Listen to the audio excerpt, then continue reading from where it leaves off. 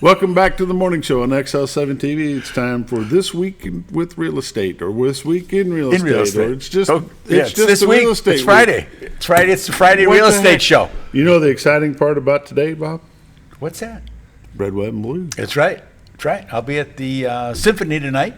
Symphony. I'll be there with the chamber, and we'll be enjoying it as well, obviously. But they're helping out a little bit. When's the parade? Parade is tomorrow morning, and they'll march all the way down. Break up, because they can't march all the way down to the. That'd be a long haul from the hospital. I've All heard the some way folks voice some concern about the parade and the car show supposed to be starting at the same time. How's that going to work out? I'm not sure that. I'm not on my list of things to do. A little above. Because you've also got the races. Also, you get the 5K fun run is also in the one. It's at 7 o'clock, I think. Scooter, will you be at that? No, unfortunately, I won't make that one. My knee don't allow me to. You can come out and pass out water or something, you know. Have you ever done a 5K Yes, I have. in a wheelchair? No, I've done quite a few of them, actually, when I was younger. Oh, well, those don't count. When he was younger, it was only 4K. Yeah, 2.5. Inflation has pushed it into 5. Deal with inflation cake. But the red, white, and blue, it's how many annual is this one? Ooh, I don't know, but this is a big weekend for the community. I mean, people have been coming here for years to participate in this, and it's always such a good event. I mean, it started smaller and it's gotten bigger and bigger, as most things do here. It is the 23rd annual. Okay, and when we came down 20 years ago, it was down in the square, and they had the cars. You know, the classic cars would be lined up going around there and stuff, but it just kept getting bigger and bigger, and more things going on with it. Moving day issue is probably a good idea. They're going to keep all of the vendors and everything are going to be up in the parking lots. I'm not quite sure how that's going to work for parking, but they took everybody out of the basins down there, so it won't be as hot, and they didn't have to worry about the rain, things like that, because you never know how the weather's going to be. So by getting everybody up and level, it allows more people to participate in the different events that are going on. The parade was originally scheduled for Friday night. They have moved it to 10 o'clock on Saturday morning. Yes. So just so folks know about that change. Yeah, historically it had been at Friday evening. We used to take the Cougar and we'd get in there and. I do know this, on the parade, if you're in the car show and you want to be judged and stuff like that, that you are fine to go through the parade. They're not going to start any judging until after the parade and all the cars are where they need to be. That would Just make so people that know. would make sense. Yeah, I mean if you want to be in the parade and you also want to be part of the car show, you're fine. They said as long as you got your spot, do your parade, and then they'll start the judging after they know every car has made it back to Pre-register and get all that stuff done. Be a fireworks show for that at 9:30 on Saturday night to wrap everything up. I'm sure they'll have a rodeo like they have in years past. Rodeo will be Friday and Saturday, as it always has been.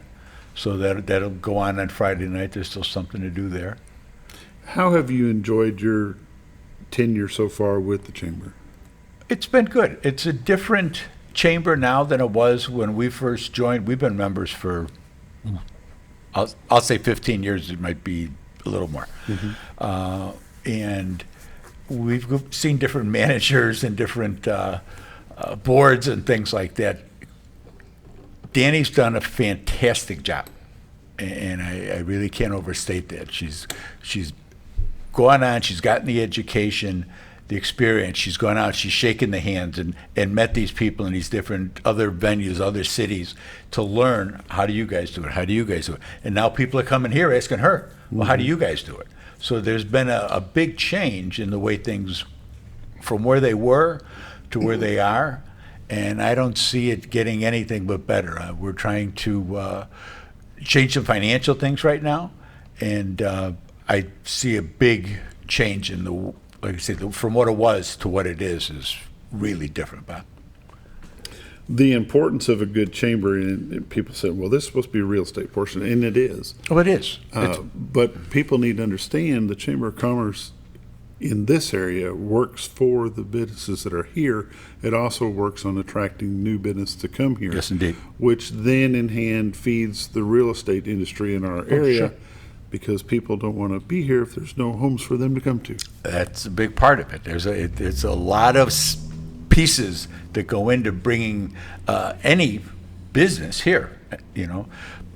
Mom and pop store, that's one thing. They can do that. They can live in their house and go and do that. But if you're going to start to employ people, if you're going to start to need things for those people, that's part of what they're looking for. It's not just having the footage to put something in. It's having, what's the infrastructure here? Can I get parts? Can I get resupplied? How far are things? Or there's a train over here now. So, okay, how long would it take me to get that done? We've got the airport now. The airport's getting bigger, constantly growing over there. They're constantly doing new things. There's new hangars over there. They're expanding the runways. That's all going to help the businesses that are here. And the biggest issue that we have is housing right now. It's getting people where they have someplace to live. I mean, when you're at 228, I think I have 38 houses, properties, and that's in the whole area. If you're watching us, you're within the area.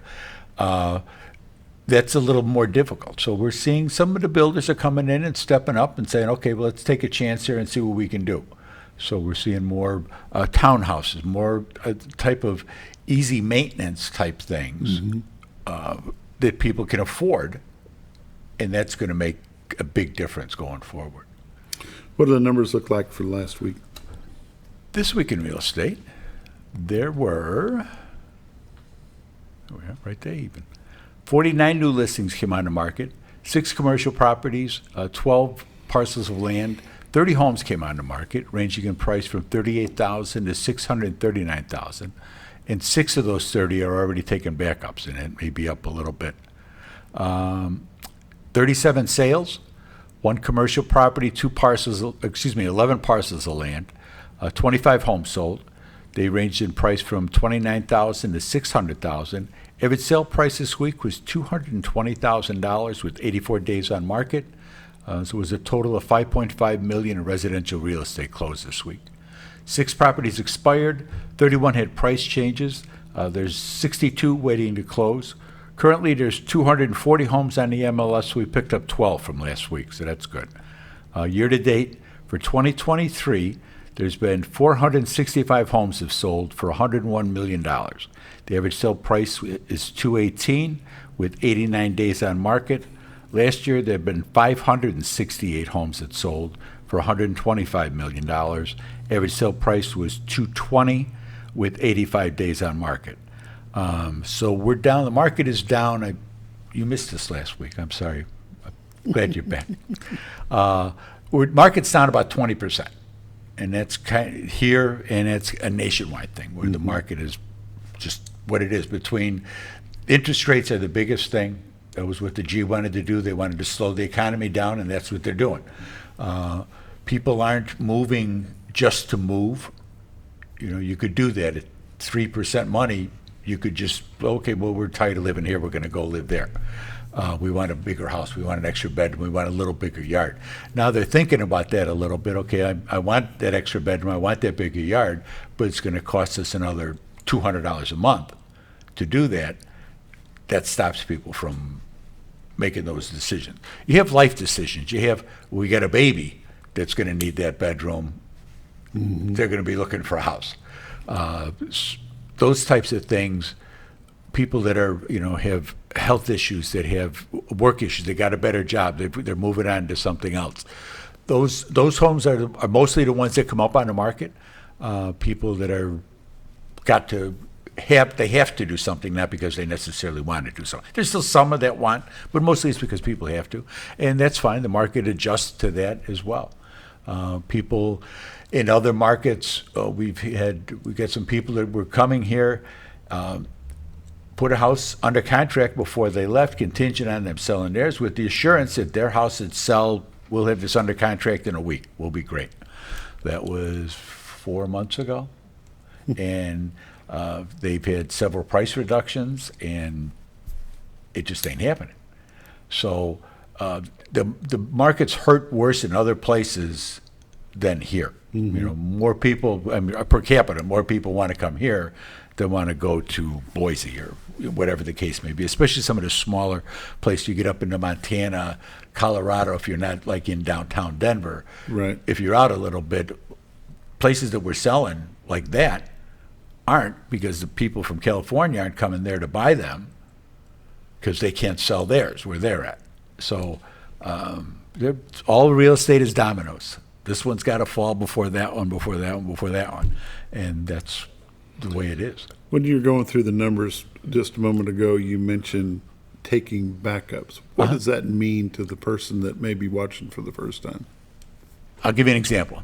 Friday, I was out with a couple who are looking for a new home. They're looking where they're at. They're looking for something different needs. So we're out at this house, and I told them, I says, we've done business with them before. And I told them, I says, you know me. I said, I'm not going to put the arm on you telling you you should really buy this house. You need to blah, blah. Not a Bob way.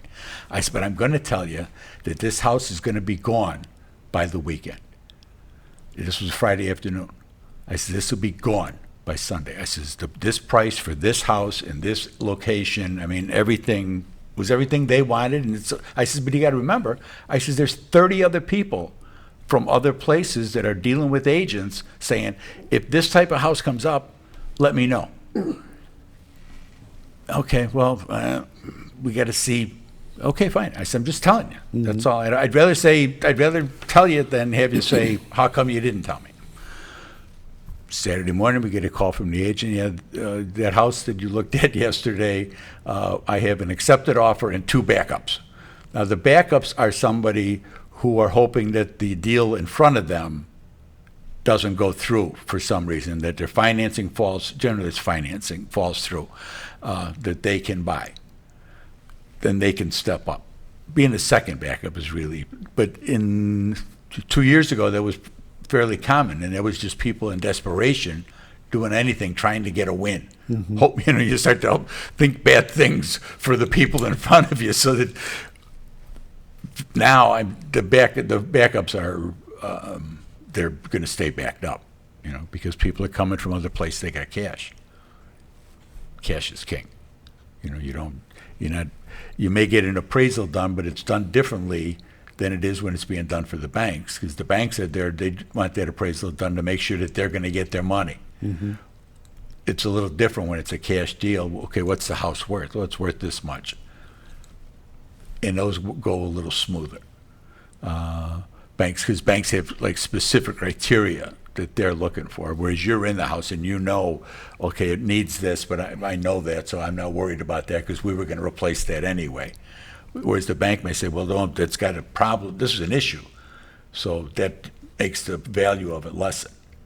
Whereas the buyer looks at it and says, well, no, it's not a big deal because I was going to make that room something else anyway, whatever the quirk of the house may be. The interest rates are stable right now, or they're still stable, but fluctuating? they're up. I mean, we're at 6.5, 6 3/4, and is what it is now. There was no prime rate jump this past week, so that was good. And I think, if nothing else, but psychologically, it's good that that it's not that every month going up. So now, okay, so It may plateau now. It may plateau, and we're saying, yeah, things are settling down. People will go, oh, okay, good. The importance of pre-approval is still there. Still king. You got to be ready to go. If you're going to look for homes, you need to be ready to buy, and that's really it. If you want to buy something, you need to be ready to buy, and the main way that you're ready to buy is by getting pre-approved, so you know how much you can afford based on the current interest rates now, not what it was 6 months ago, what it is now, and what your financial situation is. You may have gotten a little raise and not really even thought about it, but that may make enough of a difference in what you can afford or can't afford. So VA benefits, Social Security, all of those, they got COLAs and cost of living raises, and all that helps to bring your net worth up. Now get with your lender, their lending institution, Yes, get indeed. with them. Yeah, Make local sure they banks, local banks, local banks. I Get you just up to can't say date that on enough. where you're at, and if you're a little bit overextended, they can tell you. So we'll go ahead and get this paid, and Right. then come back and Exactly. see me, or get that Exactly. paid and come back and see me. And if you're a seller and you took out a reverse mortgage somewhere along the line, please check and see where that's at. We've had more issues with that than I'm comfortable with. It's your money, but if you're selling your home, you need to know that if you sell it, you can go someplace else. And we've had that happen where people had so much of a They're so deep because they can't they're so sell it. deep they can't. They'll get their money. They'll be able to pay the loan off, but they'll have no money to be able to go anyplace else. And if you're 60, 70, 80 years old, Now what? you can't do it. You just can't do it. How do they get you? Call Linda, 870-405-0793. Check out the website, retiretoarkansas.net. The whole MLS is on there. And there's a bunch of you contact us boxes on there. You can just drop her an email from there saying, hey, saw Bob, and he said to give you a call. And that's the best thing to do. Call her. Do yourself a favor. Don't call me because I'm going to say, call Linda. You've been watching This Week in Real Estate with Bob Zadora. Century 21 Lee Mack Realty, the Z Team. 870-405-0793 is the number. Retiredarkansas.net is the website. These are realtors you can recommend to your friends, and I do. So Thank you. We'll be back in a little bit with Friday Sports. Thanks for joining us.